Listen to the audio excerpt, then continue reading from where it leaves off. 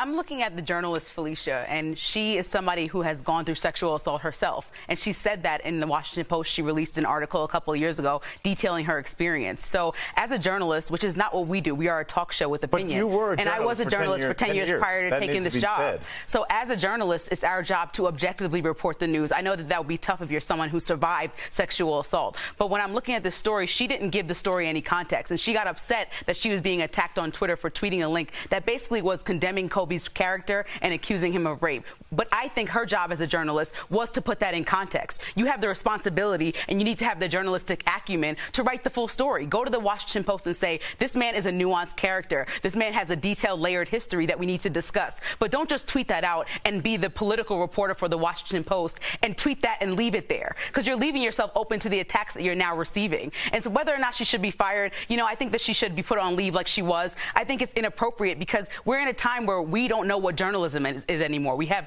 our president that attacks journalists. We have TMZ that broke the news to Vanessa Bryant that her husband passed away. What are we doing now that we need to look at ourselves, people who call themselves journalists? We have journalists attacking a 7-year-old child, which is Blue Ivy, and we look at them calling out her characteristics. We need to do better altogether as journalists. And I look at this woman and I say it was your responsibility just to do better and give it more time than 2 hours after the man passes away to say what you think about him if it's negative. And, don't hide behind somebody else's article. I stand behind a journalist named Jillian Sheldon. She sat at that Kobe trial for 6 weeks. She followed it in Colorado, in and out, stayed there, interviewed all the lawyers, interviewed the woman who was accusing him. And she said, how can we use someone's worst day on this earth as a referendum on their character in totality? And we can't, because just like Kobe, we all have flaws and we're all layered individuals. And we've seen this story time and time again, too many times when it's a black man and a white woman that's an accuser, when that's the story and it goes down and he just goes and gets convicted by the public jury.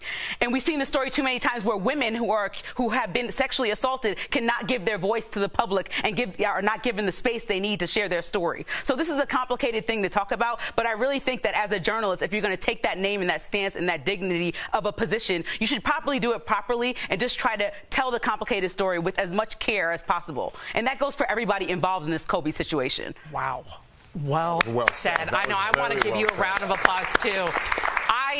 I hope everybody out there that's having this argument right now on Twitter, because I see it brewing and I see such vitriol, and I get it because of the beloved man that Kobe is, and I stand with you.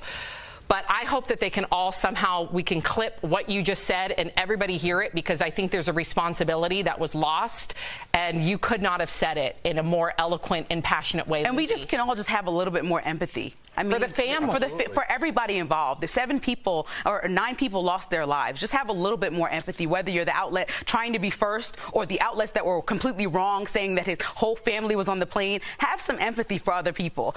People lost their lives. And so we have to just step back and remember that, this man was a legacy and a legend for so many people. He's also a complicated human, but we cannot just assassinate his character when he's dead and can't even defend himself. We just have to do better.